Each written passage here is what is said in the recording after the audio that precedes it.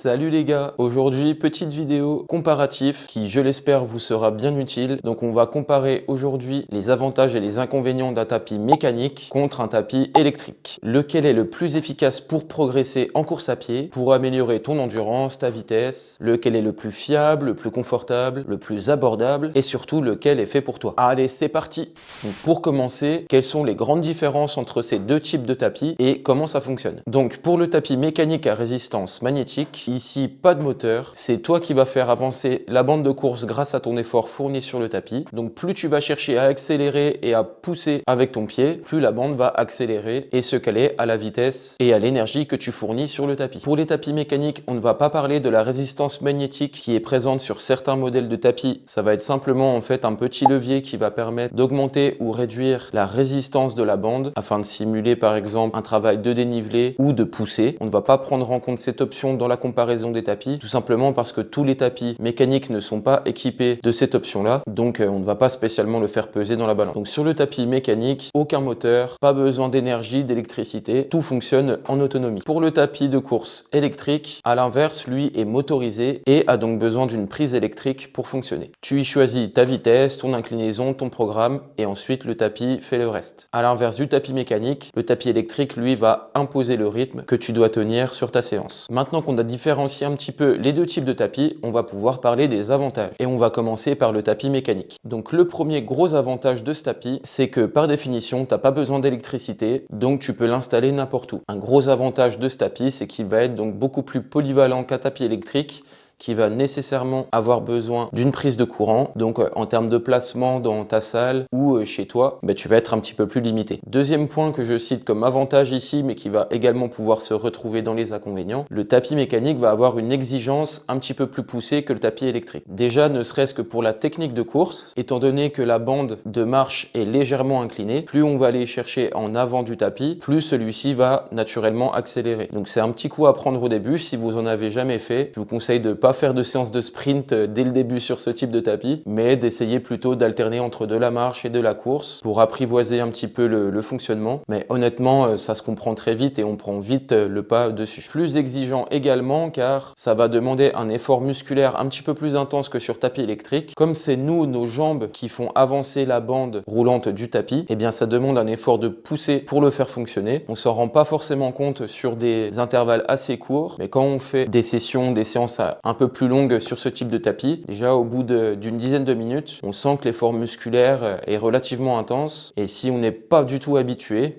ça peut même servir de séance de renforcement musculaire entre guillemets pour la chaîne postérieure, les ischio-jambiers, les mollets et ça peut vite brûler. Donc très souvent les marques se servent de cet argument comme avantage car indirectement on va brûler plus de calories car un plus gros engagement musculaire et on va également se renforcer sur ce tapis, même si pour la question du renforcement musculaire c'est valable pour les personnes qui ont un niveau débutant, car pour quelqu'un déjà de relativement musclé et tonique sur le bas du corps, c'est pas vraiment ce type d'exercice qui va permettre de se renforcer. Le dernier gros avantage de ce tapis, et c'est vraiment ce pourquoi moi je me suis dirigé vers ce type de modèle, c'est le changement de vitesse instantané. Sur ce type de tapis, tu peux monter dessus quand il est complètement à l'arrêt, en quelques secondes atteindre ta vitesse de sprint comme tu pourrais le faire en extérieur, et en quelques secondes redescendre à un rythme de marche, voire d'arrêt complet. C'est extrêmement pratique pour les efforts type fractionné, comme par exemple du 30-30 ou même du Tabata, donc du 20 secondes d'effort, 10 secondes de récupération, parce que ça permet vraiment d'être dans les temps et dans le timing au niveau de ton temps d'effort et temps de récupération, en comparaison par exemple à un tapis électrique, on va le voir tout à l'heure, qui va mettre plusieurs dizaines de secondes, soit à atteindre sa vitesse souhaitée, soit à redescendre à un rythme de footing lent ou de marche. Ce type de tapis mécanique, ça va également être très pratique pour les efforts type cross-training, donc CrossFit, Hyrox, où on va enchaîner un exercice de renforcement musculaire ou cardio avec de la course à pied. Ça permet de pouvoir enchaîner directement sans temps de latence la course à pied avec son exercice. Et comme dit précédemment, de ne pas attendre que le tapis électrique se mette en marche et atteigne sa vitesse pour pouvoir commencer son exercice. Je vais également citer encore deux avantages. Là, plus pour des questions logistiques, vous pouvez le déplacer relativement facilement. La plupart des tapis sont équipés de roulettes à l'avant et d'une barre de tirage de traction à l'arrière pour pouvoir le lever et le faire rouler. Donc ça peut être également un avantage si vous êtes coach et que vous voulez placer votre exercice à un endroit précis dans votre salle. Et dernier point sur le côté entretien, d'entretien, étant donné qu'il n'y a pas de moteur, donc beaucoup moins de composants qui sont en mouvement, donc mécaniquement, beaucoup moins de risques de panne, beaucoup moins de risques de pièces à changer. Et en termes d'entretien, c'est vraiment très simple, un petit dépoussiérage de temps en temps, un coup de graissage ou de WD-40 et on est reparti. On va passer maintenant aux avantages d'un tapis électrique. Alors la première chose déjà à noter, c'est que indéniablement, le tapis électrique va être plus confortable et aussi plus proche des sensations de course extérieures. Quand on court sur un tapis électrique, on court sur un plan droit et surtout à une vitesse qui est fixe, qu'on a décidé de programmer sur le tapis. Donc pour tenir une allure, ça va être beaucoup plus facile que sur le tapis mécanique. Donc pour travailler sur des séances précises de course à pied, par exemple des intervalles au seuil, on va prendre l'exemple d'un 3 fois 10 minutes à une vitesse spécifique. Je dis n'importe quoi, mais pour l'exemple de la vidéo, on va dire qu'on veut courir 3 fois 10 minutes à 12 km/h. Et bien quand on fait ça sur tapis électrique, on programme notre tapis 12 km/h. On se met dessus, on a juste à rester concentré sur sa respiration et le tapis, lui, fait le reste, il nous impose le rythme. Donc on a juste à tenir mentalement, à rester concentré et ça suffit. Sur un tapis mécanique, la variation va être beaucoup plus grande, ça va être beaucoup plus difficile de tenir un rythme fixe. Donc gros point avantageux pour le tapis électrique, la précision. Un petit point aussi pour le tapis électrique en termes de gain de place et de gabarit. Bien souvent, le tapis électrique peut se replier. Alors sauf si vous avez un gros tapis commercial comme on retrouve dans les salles de sport, mais en général les tapis qu'on retrouve pour les home gym ou des tapis pour particuliers ou semi-professionnels, ils peuvent se replier. Donc en termes de place, quand on ne l'utilise pas, on gagne un petit peu. Par rapport au tapis mécanique, lui qui peut se bouger un peu plus facilement dans l'espace, mais par contre qui a un gabarit fixe et qui ne peut pas se replier. Un dernier point avantage pour le tapis électrique, ça va être son accessibilité en termes de prix. On trouve vraiment de tout. Ça peut aller de une centaine d'euros à plusieurs milliers d'euros. Et en règle générale, si vous voulez quelque chose de fiable, de pas être limité sur la vitesse, honnêtement pour 500 euros, vous trouvez vraiment de très bonnes choses, que ça soit en neuf ou même en occasion. Moi, le tapis que j'ai ici, il peut s'incliner jusqu'à 15%, il va jusqu'à 22 km/h et je l'ai acheté d'occasion à 400 euros. Donc voilà, après ça dépend de votre budget et de la gamme que vous voulez avoir. Mais par contre, pour un tapis mécanique, on va être tout de suite sur un grand minimum de 1000 euros pour avoir quelque chose de correct, voire un peu plus, ça dépasse très vite les 2000-3000 euros. Donc l'entrée de prix pour le tapis mécanique est beaucoup plus élevée que pour le tapis électrique. On va passer maintenant aux inconvénients de ces deux types de modèles et on va repartir sur le tapis mécanique. Donc le premier inconvénient en termes de ressenti de course sur ce tapis, c'est le fait que ça va être moins confortable par rapport à un électrique. Si on veut se faire une sortie longue, courir longtemps, ou même faire des intervalles longs comme on parlait tout à l'heure, le 3 fois 10 minutes, ça va être beaucoup plus difficile à tenir à la même vitesse que sur tapis électrique. Pour donner un exemple, moi avec les retours que j'ai d'utilisation de ces deux tapis, sur mon tapis mécanique, pour être sur le même niveau de difficulté par rapport au tapis électrique,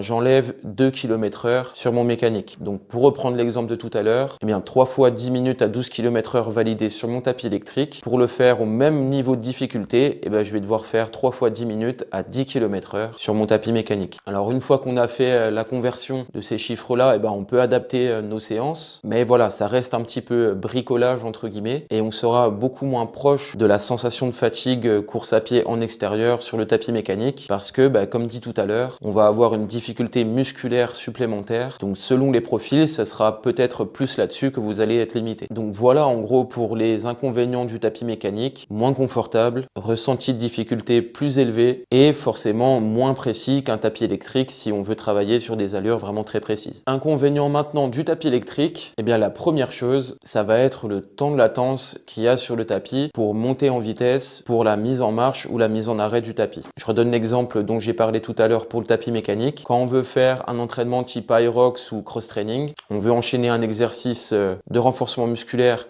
et de la course à pied, à moins de laisser le tapis électrique tourner sans arrêt, ce qui va avoir un plus gros coût énergétique, on en parlera aussi tout à l'heure, le temps qu'on monte sur le tapis, qu'on clique, que le tapis se mette à la vitesse souhaitée, on a facilement perdu entre 10 et 30 secondes et ça peut casser complètement la dynamique de notre entraînement. Même chose sur les efforts de fractionnés courts. Si on reprend l'exemple du 30-30, donc 30 secondes d'effort, 30 secondes de récupération, on met notre tapis à vitesse, on court sur nos 30 secondes, le temps de cliquer, de faire redescendre le tapis à une allure de footing basse intensité ou même de marche, on a perdu 10-20 secondes et du coup on n'est plus du tout dans nos temps d'effort, temps de récupération. Deuxième inconvénient du tapis électrique, ça va être son coût. Alors en termes de coût d'achat, comme on l'a vu tout à l'heure, on est en moyenne moins cher qu'un tapis mécanique, mais par contre, en termes de coût énergétique, eh bien, ça nécessite une prise électrique pour fonctionner, donc ça a un coût en énergie. Alors je ne saurais pas la quantifier, j'ai pas fait ces calculs-là, mais ça augmente forcément votre note d'électricité. Alors bon, je pense pas que ça doit voler bien haut pour seulement un tapis qu'on utilise quelques fois par semaine, mais si vous commencez à l'utiliser tous les jours ou que vous l'utilisez pour des cours, que vous êtes coach, que vous faites des séances dessus, que vous faites fonctionner le moteur de manière assez intense sur des variations de vitesse, etc.,